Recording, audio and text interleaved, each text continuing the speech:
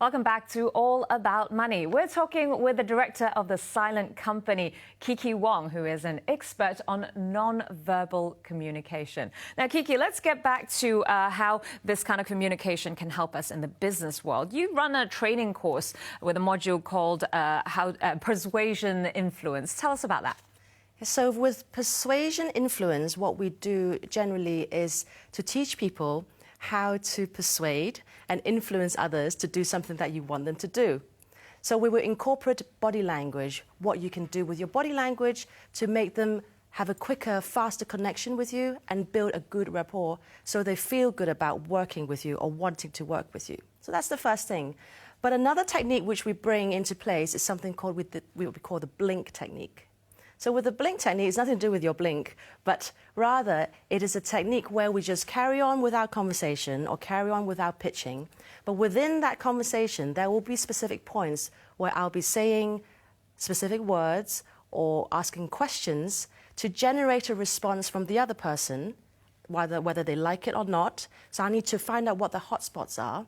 So once I know about that, then I'll know what you like or not like. But most importantly, you are not saying a single word to me. You are only listening to me. So that is the blink technique. So it is almost like mind reading. That would be very useful indeed in a business setting or any setting, really, I can imagine. Now, but the problem is, I do wonder, when you categorize, all these different moments, these microfacial expressions, we humans like to think of ourselves as unique individually. So what if there are, what are the chances of misreading an anomaly in a person, and misjudging them because of that? There is not too big of a risk, I think, because whenever we study someone or before we make a judgment or an opinion, we will always look at what we call a baseline. So we need to establish the baseline of what that person is like normally. In a normal, relaxed circumstances, what do they look like? What are their habits? So I'll give you a quick example. Everybody knows crossing arms. That's a body language. And that's something viewed on as quite negative, or they have something to hide, right? But have you thought about perhaps the baseline of that person is because he has a bad back? So that's why he always has to cross his arms. So when you meet someone new, you cannot just jump straight into saying, oh, she's crossing her arms. That means she doesn't like me. It's not like that. We must establish the baseline to see what they're like. Then we can accurately form an opinion of what is really happening. Thank you, because I am an arm crosser, and that's because I have a really weak core. So there we go. All right. Well, let's talk a bit about what else you do with your business, because it's not just in business, right? Your whole goal is to help everyone communicate better. And I imagine that it must be really helpful as a parent yourself, like to deal with your kids. It must be really useful. Tell us a bit about that, how you manage to use your skills in the household sort of environment. So as a parent, I use it all the time, not just to my kids, but to my husband as well. So I'll bring my kids as an example. I have two sons. So my eldest son, he has the most expressive eyebrows since he was a baby. Oh. So for me to read him, it is really easy because everything is on his face. So he might say he's fine, but really I can just see it on his eyebrow straight away that he's not fine. Whereas with my younger son, he likes to pretend more. So he might sometimes pretend to be sad, but I can tell it's not genuine sadness. There's no microfacial expression there. He's just acting out to be sad. So I use it on them. Let's talk a bit about how you can transfer these skills. For example, in a school setting, this is something that you like to do, is to help train teachers in being able to read their kids, because they have, a room full of dozens of kids. They can't really pay that much attention on each and every child all the time. Would these kinds of skills be able to help them, in that sort of classroom setting? We do training with teachers. And really, this is an area which I'm quite passionate about, because as a business, I think it's also important to give back to the community. So this is the part where we do that. I remember when I was young studying in Hong Kong, I see news about students, young kids, committing suicide because of pressure from school, pressure from home. That got me thinking, what about if the teachers were able to spot their true emotions early on? whether it's depression or fear or sadness, then hopefully they can be able to help their students more. So this is what we're actively doing now, training teachers so they understand the body language and especially the facial expressions on the faces of the students. Yes, I'm sure it'd be useful, especially with, sort of domestic abuse cases and things like that, where they're too afraid to speak up, perhaps, or, they just generally just don't speak up because there's trouble at home. Be able to spot it would make a huge difference. Right. Now, speaking of being able to spot these cases, now your background is actually in forensic science, right? You even work for the Scotland Yard. So tell us a bit about that. How does, is that where you got your training in nonverbal communication? And how do you apply that in sort of forensic science? Yes, I used to work for New Scotland Yard and I was a fingerprint forensic expert there.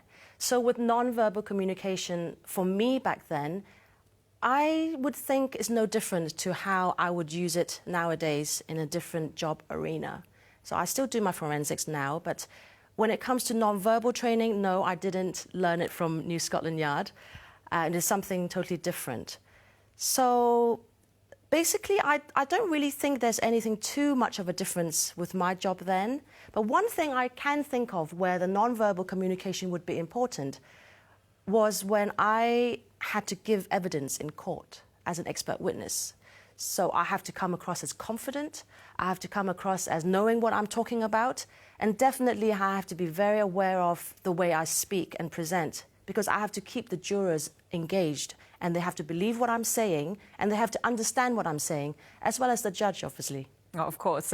So you have, apart from the silent company, you also have the forensics company in Hong Kong. What kind of jobs do you get in Hong Kong? What are the most common kind of forensics that you have to be involved in? Most common in Hong Kong, definitely, I would say, would be handwriting analysis, especially signature analysis. Forgeries, we have that all the time. And we get quite a few what we call mobile forensics cases as well, where we have to perform forensic extractions on mobile phones to extract data, whether it's deleted or not, from those mobile phones. Right. So what does that entail? You mean the actual process? Yeah. It's basically plugging in. So I'll talk a bit more about the signature analysis, because I think that is really the most common type of cases that we get. So with signature analysis, we have to make sure that we have sufficient control samples, reference genuine signatures from the person that we're trying to see whether it's a forgery or not, so whether the signature matches or not. So we will look at small details within the signature, not just, oh, it looks the same. So we don't just look at the design of it, but we actually look into the actual characteristics, we call it, or features that's within the signature. So very, very small details. Right. So what kind of, with these will forgery cases, what's the most sort of common scenario that you get on hand? Like who calls, is it a private company or is it governmental, like police department that contacts you for these cases? It's definitely not the police, and it's definitely, well, I would say not government, because we do work for the Department of Legal Aid, which is part of the government organisation. So we act as the legal aid's representative for a case, but we work for the defence, so we represent the defence. However, our ultimate duty is to the court. Okay. So what are you looking out for when, apart from signatures, in terms of forgeries, are there any other signs and signals in terms of, we were talking about digital body language, where you look at the text and how it's written and things like that. Does that come into play, or really are you just comparing signatures? I'm wondering this because, for example, my signature looks different every time, so I don't know how you're going to read that. Well, it is very, very normal, and it should be different every time, because we are not robots. If it is the same every time, that something is definitely wrong. That's a red flag. Yes, because someone might be actually forging your signature using a template, just tracing. Copying, there will still be differences in it. So when we look at a signature, we would compare the two signatures, and then we would find out, again, the characteristics, what's so special about it. And then we will see what's the similarities, what the differences are. Because with signature, we also have to look in something that we call the range of variation, which is extremely important. So for you, you said that your signature is different all the time. So you have a very big range of variation. So when we look at your signature and someone who allegedly forged your signature, we have to take that into account. Could it just be your variation that's causing something that doesn't look right?